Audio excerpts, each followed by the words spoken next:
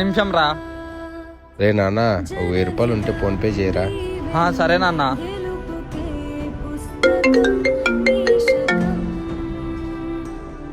Hello.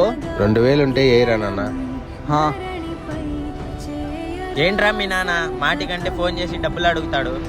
మీ నాన్న ఏమన్నా betting ఆడతాడా రా?